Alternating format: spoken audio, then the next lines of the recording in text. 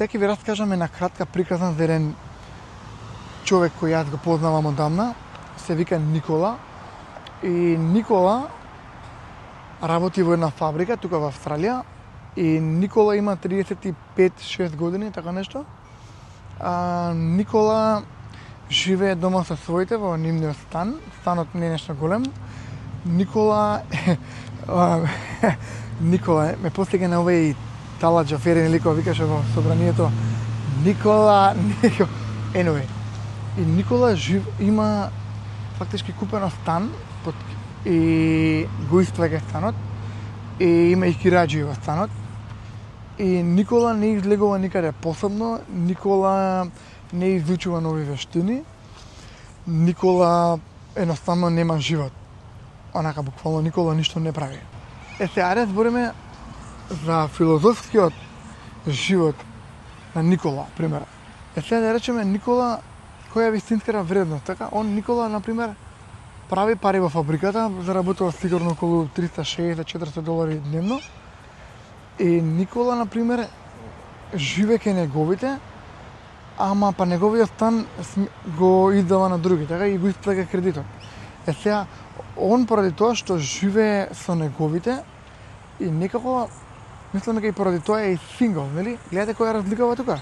Ако он би живел во неговиот стан, да си го среди, да излезе од тоа влијание од неговите родители дома си, нели, на 35 години, едноставно Никола ќе просвета во нов човек. Никола ќе си го уреди станот, Никола ќе си фати девојка, ќе си се ожени и ќе си направи дете и така натаму. И сега мојаветов е Никола мисли дека да штедува пари со тоа што живее кај неговите и со тоа што под кирија го има дадено неговиот стан. Сега многу е смешно што Никола да штедува околу $5000 месечно, едноставно и дури да живее во станот, нема тоа да му биде толку голем финансиски терет, бидејќи ќе има пари и за станот да го исплаќа, но она што Никола го губи, а не е свесен, е тоа што нема девојка, не прави нови работи, едноставно нас не треба време да бидеме сами, со цел да можеме да се пронајдеме себе си. Јас знам кога сум живеел со моите, едноставно моите гласови во главата ми се чини како во мојот дом да се пригушени. И едноставно кога си дома со твоите, особено на повозрастна возраст, никако не ти дава да созреш, да растеш и така натаму. Исто беше и, например, во средна школа, ќе се дружев со некои лоши момци, такви некои белјаџи што се вика. Не знам дали уште го користи некој тој збор, белјаџи. Anyway. И бегав од часови, нели? И сега бев онака слободен, ќе избегам од час, ќе одам во лептокарија, дека ја во Георги Учев, ќе одам во лептокарија, као ќе идам на кафе, ќе се возиме со мотори, имав една Веспа убава, така Honda Dio беше, 5-ка, многу бев фрајер, као жолт мотор, нешто на школа, си одам као сам. И сватив дека тоа што сум бегал од часови, сум пропуштил многу да учам, да речеме. И сега, као возрастен, например, дека немам високо образование, токму поради тие такви некои глупи моменти што сум ги правел во средно, и некако вредноста на тоа што сум бегал од часови некако ми нема поента, пошто еве сега сум пак барам работа тука нешто се снаоѓам, па сега ќе учам коледж, па ќе треба долг период да помине додека ја земам таа лиценца што за психолошки советник. Знаете, онака како некои работи ги пропуштив порано, а сега пак се обидувам одново да ги изградам, едноставно вредноста на бегањето од часови никако ми немаше поента. И мојаветов е кога нешто правите, некоја одлука, било што, размислете дали таа одлука држи вора, бидејќи бегањето од часови мислам дека на никој не му помогнал со тоа што се избегал од час, нели? Ако не ти се допаѓа школата, смени го, или пак разви љубов кон учењето, бидејќи ние цел живот учиме, нели? Никогаш не престануваме да учиме. Исто една моја глупава грешка од кога завршив средно, мислам, 2 година и отидов во Австралија да работам. И тоа што го почнав толку рано да работам, се да речеме во овој дел со вредноста на, како да беше, вистинската вредност на тоа што го правев.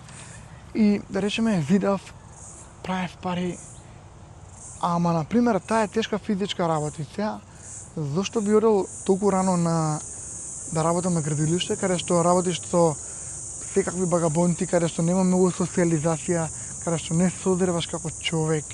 И тоа толку тешка физичка работа каде што те утепува едноставно и на крајот денот си толку мртов што не ти се прави ништо. И муабетов е за кои пари вреди да се мачиш, да работиш тешка физичка работа, да бегаш од школа, а на крајот денот кога станеш повозрасен, па тоа не ти носи никаков бенефит, освен парите, ништо друго не ти носи. Како што реков со Никола случајот, ти мислиш дека правиш пари да штедуваш, ама на крајот пак губиш на друго место, нели?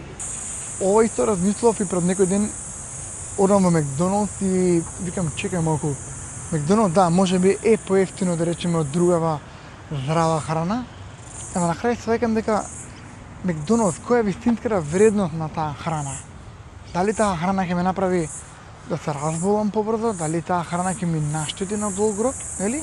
И да речеме сега и сме заштедиле $5-10, 20, за да јадам лоша храна, хамбургер или што и да е, а па на повозрасни години ќе имаш проблем со здравјето, нели? И секогаш треба да размислиме која е вистинската вредност на ова што го правиме. Да речеме, нели, секоја храна си има нутритивна вредност. И обично таа храната што нема нутритивна вредност е на некој начин мртва храна. Онака сум читал многу книги на оваа тема и обично храната има вредност, нели? И духовна вредност има. Например, ако јадеме лоша храна и лошо здравје ќе имаме и лош мајндсет и лошо ментално здравје, се е тоа поврзано. Едноставно духот не ни расте. Едноставно со таа лоша храна, мртва храна што викам, губиваме и ние телото, губиваме духот во нас. Нели е тоа некако важно? Така еве и последен случај за оваа тема. Дедо ми и баба ми, например, работеа цел живот тука во Австралија и работеа, не излегуваа никаде после работа, не учеа нови вештини, не ги обучија нивните ќерки да созреваат, да растат, да се запиштат на повисока школа и така натаму.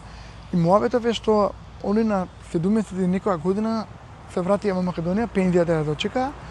И, например, истите навики ги има од времето кога работеа во фабриката.